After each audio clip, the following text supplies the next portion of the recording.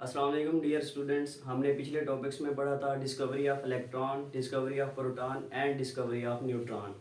तो आज का हमारा टॉपिक है, ये है हमारे पास रदरफोर्ड एटॉमिक मॉडल के बारे में। तो ये टॉपिक क्यों हम पढ़ रहे हैं, क्योंकि हमारे पास क्या था, इलेक्ट्रॉन, प्रोटॉन और न्यूट्रॉन की डिस्कवरी हो चुकी थी।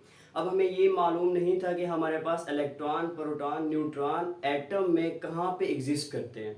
ठीक है ना। तो इस चीज़ को प्रूफ करने के लिए हमारे पास एक साइंटिस्ट था जिसका नाम था रदरफोर्ड। उसने अपना एटॉमिक मॉडल दिया। उसने हमें बताया कि हमारे पास electron, proton and neutron atom में कहाँ पे एग्जिस्ट करते हैं। बेसिकली इस एक्सपेरिमेंट को हम गोल्ड फाइल एक्सपेरिमेंट का नाम भी देते हैं, क्योंकि हमारे पास ये जो एक्सपेरिमेंट किया गया था ये डिपेंडेंट था गोल्ड फाइल पे। ठीक हो गया। बाद में गोल्ड फाइल की जो हमारे पास क्या थी, थिकनेस थी, वो हमारे पास 0.टेट्रा04 सेंटीमीटर ली गई थी। ये क्यों ली गई थी ये हम बाद में बात करते हैं। तो हमारे पास इस बात की आपको समझ आ गई होगी कि रदरफोर्ड ने अपना एक्सपेरिमेंट क्यों दिया था। इस वजह से दिया था कि अगर हमारे पास एक एटम है, क्योंकि आप सबको पता है कि हमारे पास discovery of electron, proton and neutron हमने डिस्कस कर लिया है। तो ये हमारे पास एटम है। एटम में हमारे पास आपने पढ़ा है कि इलेक्ट्रॉन भी डिस्कवर हो गया, आपने पढ़ा प्रोटॉन भी हो गया, आपने पढ़ा न्यूट्रॉन भी डिस्कवर हो गया। अब हमें ये नहीं मालूम कि हमारे पास ये किस किस जगह पे, कहाँ कहाँ पे एटम में कोएग्जिस्ट करते हैं। तो इस चीज को प्रूफ करने के लिए रदरफोर्ड ने अपना एक्सपेरिमेंट दिया।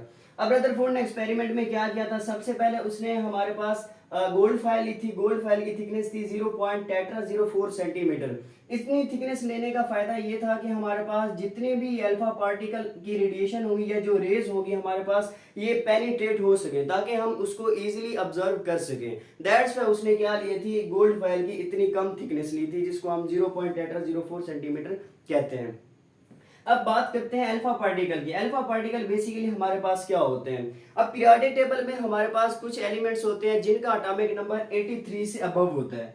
एटॉमिक नंबर हमारे पास 83 से अबव होता है। इनको हम रेडियो एक्टिव एलिमेंट का नाम देते हैं। अब रेडियो एक्टिव एलिमेंट हमारे पास नेचर में अनस्टेबल होते हैं। ये स्टेबिलिटी गेन करने के लिए क्या करते हैं कि ये रेडिएशन को एमिट करते रहते हैं। रेडिएशन में हमारे पास अल्फा पार्टिकल हो गए, बीटा पार्टिकल हो गए एंड एक्सेट्रा। तो ये रेडिएशन को एमिट करते हैं और फिर ये हमारे पास क्या होते हैं, नेचर में स्टेबल हो जाते हैं। तो खुद रेडियो एक्टिव एलिमेंट जब नेचर में हमारे पास अनस्टेबल होते हैं और ये रेडिएशन को एमिट करते रहते हैं, बाद में ये खुद क्या हो जाते हैं, डीजनरेट हो जाते हैं और हमें रिजल्ट में अल्फा पार्टिकल और बीटा पार्टिकल और इस तरह के बहुत अदर हमारे पास बहुत तरह के पार्टिकल हमें ये देते हैं।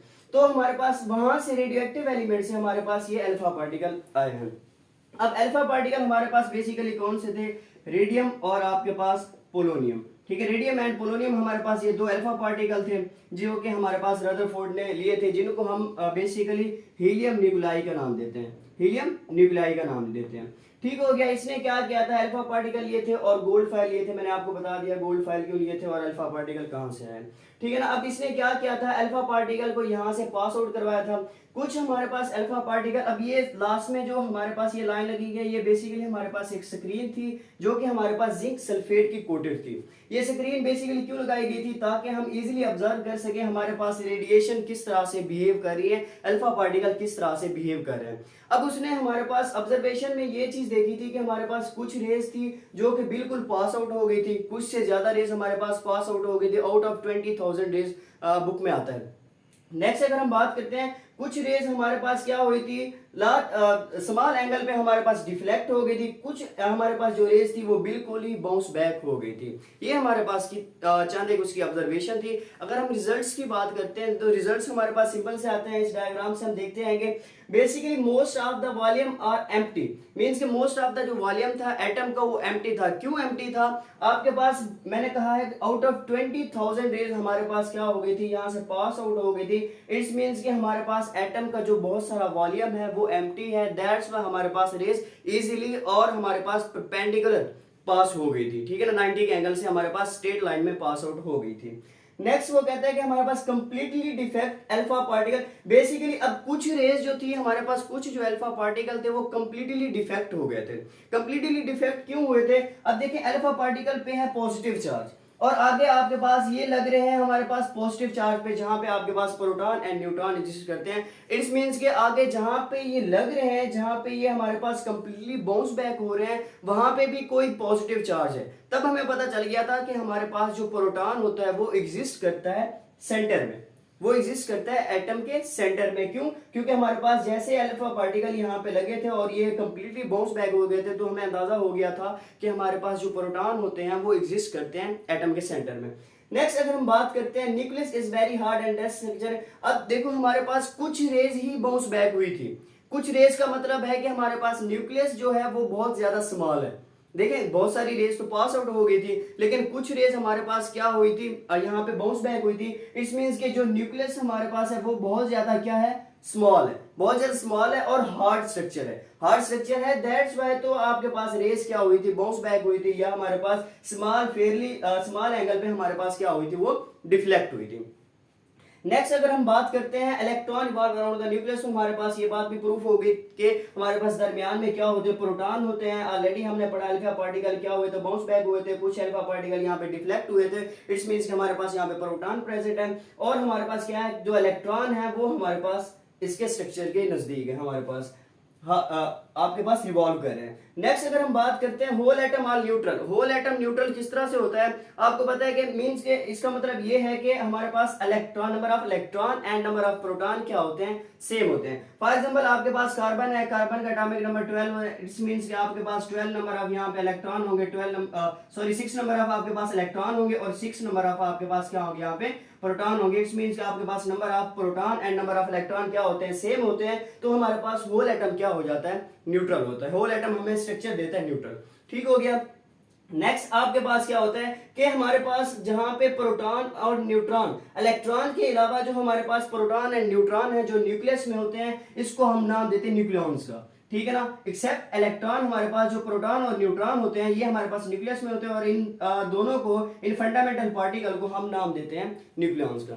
नेक्स्ट अगर हम बात करते हैं इसके डिफेक्ट्स की, डिफेक्ट्स बेसिकली हमारे पास क्या थे, आप देख सकते हैं अकॉर्डिंग टू क्लासिकल थ्योरी हमारे पास कोई भी ऑब्जेक्ट जो होता है वो रेडिएशन को एमिट करता है या ऑब्जॉर्व करता है मूवमेंट करने के लिए। आपने फिजिक्स में भी ये चीज पढ़ी है, कोई भी बॉडी अगर मूव करती है तो हमारे पास क्या करती है, वो रेडिएशन को ऑब्जॉर्व करती है। तो हमारे पास अगर एक एटम है, फॉर एग्जाम्पल आपके पास क्या है, ये एक एटम है, ठीक है ना, इसमें इलेक्ट्रॉन क्या कर रहे हैं, रिवॉल्व कर रहे हैं। अगर इलेक्ट्रॉन रिवॉल्व कर रहे हैं, एक फंडामेंटल पार्टिकल है, जाहिर सी बात है ये एनर्जी को क्या करेगा, ऑब्जॉर्व करेगा।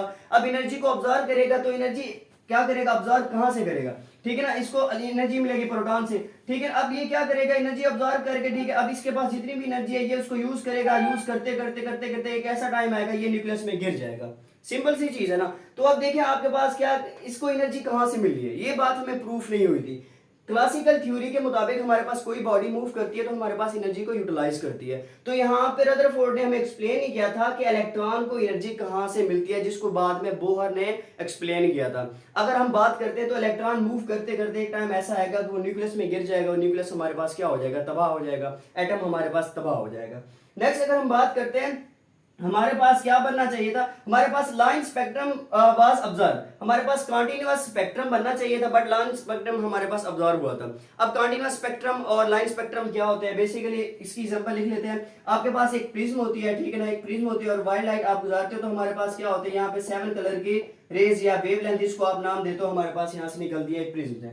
तो अब कॉन्टिन्यूअस स्पेक्ट्रम क्या होता है, कॉन्टिन्यूअस स्पेक्ट्रम मींस के यहाँ पे कोई आपके पास डिफरेंशिएट नहीं होता, इन इन लाइन में, इन वेवलेंथ में, इन रेज में कोई यहाँ पे डिफरेंशिएट नहीं होता प्रिज्म से जो निकलती है। तो इसको हम कहते हैं ये हमारे पास कॉन्टिन्यूअस एक तरह का स्पेक्ट्रम बना हुआ है। लाइन स्पेक्ट्रम क्या होता है, लाइन स्पेक्ट्रम ऐसा स्पेक्ट्रम होता है कि हमारे पास यहाँ पे जो रेज निकलती हैं उनके दरमियान में एक ब्लैक कलर की लाइन होती है जो कि डिफरेंशिएट कर रही होती है कि हमारे पास ये कलर अलग है और ये कलर अलग है। ये हमारे पास क्या होता है, डिफरेंस होता है line spectrum and continuous spectrum का। तो अब देखो इलेक्ट्रॉन तो एक फंडामेंटल पार्टिकल, इलेक्ट्रॉन तो मूवमेंट करता है। जब इलेक्ट्रॉन मूवमेंट करता है तो वो कॉन्टिन्यूअसली मूवमेंट करता है, तो उसे कॉन्टिन्यूअस स्पेक्ट्रम बनाना चाहिए था, बट हमारे पास वो क्या बना रहा था, लाइन स्पेक्ट्रम हमारे पास बना रहा था। मींस के रदरफोर्ड के एक्सपेरिमेंट में हमें जो चीज ऑब्जर्व हुई थी वो हुई थी लाइन स्पेक्ट्रम के बारे में।